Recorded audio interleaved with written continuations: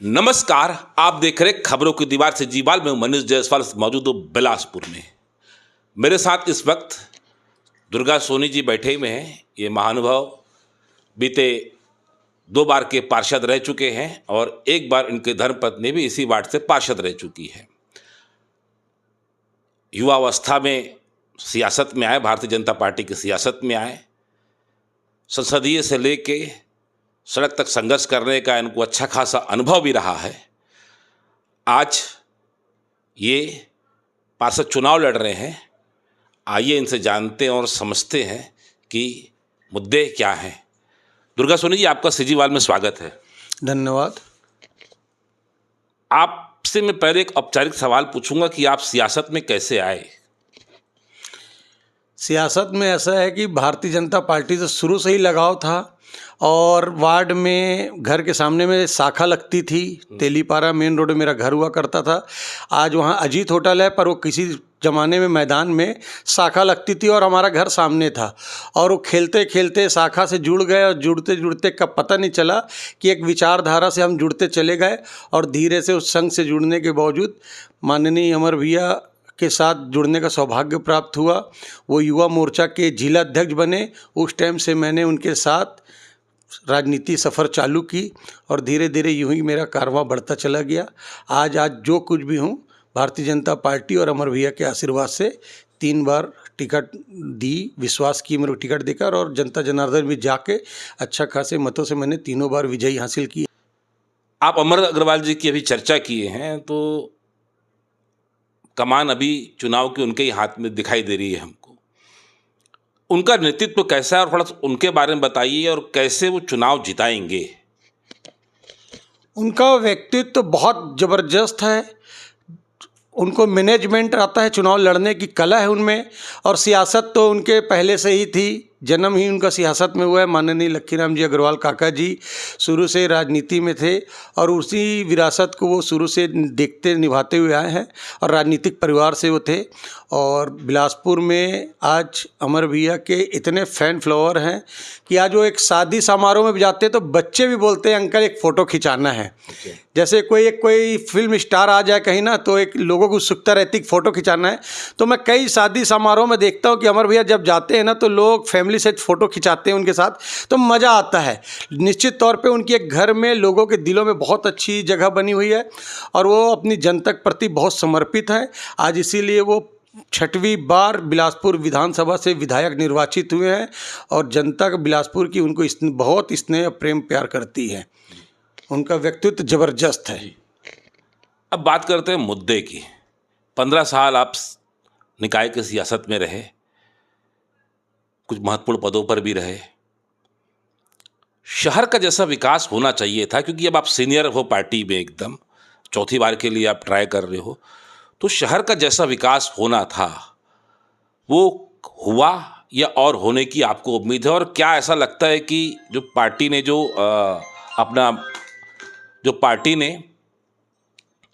ने अपना मैनिफेस्टो बनाया है, उसके अलावा आपको और क्या लगता है कि शहर में होना चाहिए? कि नाली, सड़क, बिजली, पानी तो आम समस्या है, तो चलते रहते, निरंतर होने वाली चीज़ें हैं। निश्चित तौर पे रोड, नाली, पानी, जितनी मूलभूत सुविधाएं जनता की है, निरंतर जो एक परिवार में मेंटेनेंस का काम होता है, उसी तरह ये शहर का भी है। शहर का सबसे बड़ा विजन हमारे माननीय मंत्री अमर अग्रवाल जी जो थे 10-15 वर्षों से, उन्होंने इस बिलासपुर को बहुत बड़ी बड़ी सौगातें दी हैं। आज स्मार्ट सिटी बिलासपुर में अगर है, हम कहते हैं, तो वो माननीय अमर अग्रवाल जी की देन है। आज इतना बड़ा अमृत मिशन का काम बिलासपुर में हुआ, सेंट्रल लाइब्रेरी का काम हुआ, रेलवे जोन का काम हुआ, सिम्स आया कि और एम्स की तैयारी होने जा रही है, कोनी में बिल्डिंग तैयार हो गई है, वो भी आने की स्थिति में है। मतलब जितने भी सेंट्रल के बड़े बड़े उपक्रम हैं आज बिलासपुर में हैं, तो कहीं ना कहीं 15-20 वर्षों में माननीय अमर अग्रवाल जी के मंत्री रहते हुए कार्यकाल में हुआ है। और इस शहर का सही डेवलपमेंट अगर किसी के हाथ से होना है तो माननीय अमर अग्रवाल जी के हाथ से होना है। उनकी एक बहुत बड़ा सोच और एक बहुत बड़े निर्माणकर्ता और ज़बरदस्त उनकी प्लानिंग रहती है शहर डेवलपमेंट के लिए। और निश्चित तौर पे मेरा जल्दी से ऐसा लग रहा है कि उनको मंत्रिमंडल में भी स्थान दिया जाएगा उनका अनुभव के नाम से, और वो अनुभव का लाभ बिलासपुर की जनता को और शहर को मिलेगा।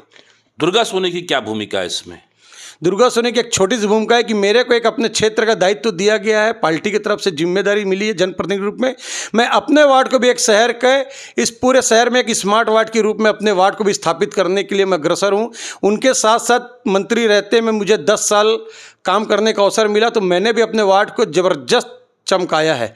पूरे वार्ड में जितने भी डेवलपमेंट दिख रहे हैं आज, रोड, नाली, पानी, ज्वाली नाला के ऊपर के रोड, जगह जगह गार्डन, निराला नगर के गार्डन, और क्या नाम से सुलभ शौचालय वगैरह जितने भी हैं, आज उन्हीं के कार्यकाल में जब मंत्री थे तब मेरा निर्माण हुआ। विगत इस 5 वर्ष पहले कांग्रेस की सरकार प्रदेश में और नगर निगम में कांग्रेस की सरकार होने के कारण मेरे वार्ड में फंड की बहुत ज़्यादा कमी हुई पड़ा, पर अब वो अवसर नहीं है। अब बहुत अच्छा शुभ अवसर आ रहा है कि ऊपर से नीचे तक बीजेपी की सरकार है, और हम अगर बीजेपी की सरकार पूरी नगर निगम में पूर्ण बहुमत में रहेगी तो उसका लाभ मेरी वार्ड की जनता को मिलेगा। मेरा वार्ड आज स्मार्ट वार्ड बनने जा रहा है। उसके लिए मैं अपने जनता से निवेदन करूँगा कि मुझे पुनः एक बार, चौथी बार आशीर्वाद दे और वार्ड का विकास की जिम्मेदारी मेरे ऊपर दे। मैं करके दिखलाऊंगा। मैं करने वाला व्यक्ति हूं, मेरे को विजन है मेरे में भी, और मैं अपने वार्ड के विकास के लिए जहां जिस स्तर पर भी लड़ाई लड़ना पड़ता है मैं लड़ के विकास कार्य करा सकता हूं। जी दुर्गा जी, अभी विकास की बात हुई तो पुराना बस स्टैंड की एक बड़ी समस्या है, जल भराव की समस्या है, ट्रैफिक की समस्या है, जो कि आपके वार्ड में ही आता है। इसको लेकर आपकी कोई योजना है, प्लानिंग है? निश्चित, जो सबसे बड़ा प्रॉब्लम कश्यप कॉलोनी, पुराना बस स्टैंड और निराला नगर में पानी भराव का रहता था कि 1 घंटा की बारिश होती थी तुरंत घरों में पानी भर जाता था।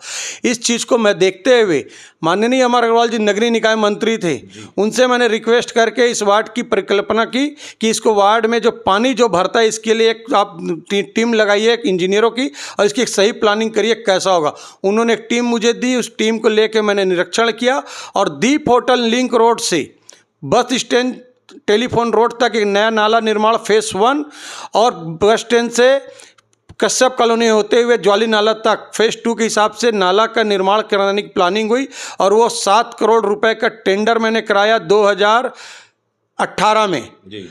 उसका काम जैसे ही 1 साल में काम जैसे प्रारंभ होने को हुआ, लिंक रोड का हमने भूमि पूजन किया, नाला निर्माण किया, उद्घाटन किया। दूसरा फेज जैसे चालू होने वाला था, हमारी सरकार किसी कारणवश नहीं बन पाई, कांग्रेस की सरकार प्रदेश में आ गई। उसके 6 महीने बाद, 8 महीने बाद नगर निगम में कांग्रेस की आ गई। हमारा पुराना काम को इन्होंने रोक दिया, उस मद के पैसे को दूसरे जगह उपयोग कर लिए, जिसके कारण हमको काफ़ी तकलीफ हुई। 5 साल काम नहीं हुआ। अभी जैसी प्रदेश में हमारी पुनः भारतीय जनता पार्टी की सरकार आई, उसी छूटे हुए अधूरे काम को हमने पूरा कराया और कश्यप कॉलोनी नाला को पूर्ण करा दिया है। जो आने वाले अभी इसी साल की बरसात में जो पहले पूर्व में पानी भरा होता था, इस बरसात में वो दिक्कत नहीं हुई है, और अभी कुछ पेच बचा हुआ है, पुनः उसको मैं जोड़ के उस कश्यप कॉलोनी नाला को मैं एक स्मार्ट रोड बनाने जा रहा हूँ। ये मेरा सबसे खूबसूरत वार्ड में रोड रहेगी। जी दुर्गा जी, आप सीनियर पार्षद रहे हैं, अब बात करते हैं नगर निगम की। बजट आता है, चला जाता है, किसी को मालूम नहीं रहता है कि बजट क्या है, कैसा है। तो इस बार कुछ नवाचार करेंगे कि लोग भी इस बार आप नवाचार करेंगे या अपनी राय रखेंगे कि लोग भी देखें बजट कैसा होता है, क्या होता है, और अपनी राय भी दें, हमारी भी बातें सुने? क्या ऐसा कुछ विचार है, ऐसा कोई विजन है, चूँकि आप युवा हैं? निश्चित तौर पर जब बजट नगर निगम में प्रस्तुत होता है तो वो पूरे शहर 70 वार्डों को लेकर बनता है बजट, और 70 वार्ड में किस वार्ड में क्या बनना चाहिए उसकी एक प्लानिंग होती है। उस प्लानिंग के तहत बजट का काम होता है। और ऐसे जब बजट आएगा तो निश्चित तौर पर मैंने भी अपने वार्ड के लिए एक प्रस्ताव बजट में रखवाऊंगा कि मेरे वार्ड में ये काम है, इसके लिए एक अलग से फंड बजट में लाया जाए और उसका लाभ मेरे वार्ड की जनता को मिलेगा। मेरा वार्ड एक शहर के 70 वार्डों में एक अलग से दिखेगा। मेरा वो विजन है आने वाले समय पे। आप अनुभवी पार्षद हैं, तो कोई ऐसा भी विचार मन में है कि निगम की आय भी बढ़े, टैक्स भी न लगे, और ये जो हमारा जो क्षेत्र है, जो एजुकेशन हब बन चुका है, इसके लिए भी कोई प्लानिंग वगैरह है दिमाग में ऐसी कुछ? निश्चित तौर पे बहुत सी प्लानिंग है। सबसे ज़्यादा शहर को बदसूरत अगर कुछ कर रहा है तो इंक्लोजमेंट।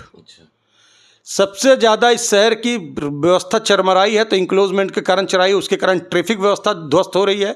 सबसे ज़्यादा अगर पुरानी, जैसे दिल्ली जाओ तो कभी नई दिल्ली देखो और पुरानी दिल्ली देखो, दोनों जगह में फ़र्क आता है ना, वैसे ये बिलासपुर हो गया कि जूना बिलासपुर गांधी चौक से आओ, ट्रैफिक की समस्या, ठेले खोमचे वाले जगह जगह लगा रहे हैं दुकानें। इसकी एक प्लानिंग होनी चाहिए, व्यवस्थित होनी चाहिए, इनको एक जगह स्थान तय हो और वहाँ से भी इनकम स्रोत बनेगी।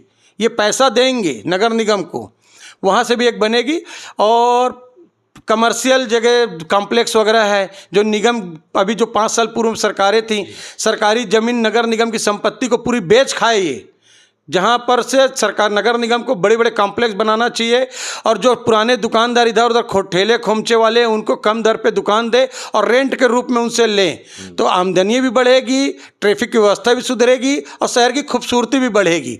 और ये जो नगर निगम जो ज़मीनें बेच रही है, ये एक सुरक्षित रह के नगर निगम की आय बढ़ाने का काम करेगी। मतलब आपका सुझाव ये रहेगा कि जितने ठेले वाले हैं, फल वाले हैं, जो छोटे छोटे गुमटी वाले हैं, इनके लिए भी कोई अच्छी योजना रहेगी ताकि इन लोग का भी गुजर बसर अच्छी हो सके। निश्चित तौर पे वो भी हमारे बीच के ही आदमी हैं, हमारे बीच के भाई हैं और उनके परिवार के लिए भी वो संघर्ष दिन भर करते, तो उनको भी एक सही विस्थापन होना चाहिए ताकि उनका भी परिवार बढ़िया चले, उनका रोजी रोजगार बढ़िया चले। उसके लिए एक अच्छी प्लानिंग, उनकी व्यवस्था बननी चाहिए नगर निगम से। जी, चलते चलते कुछ और कहना चाहेंगे आप?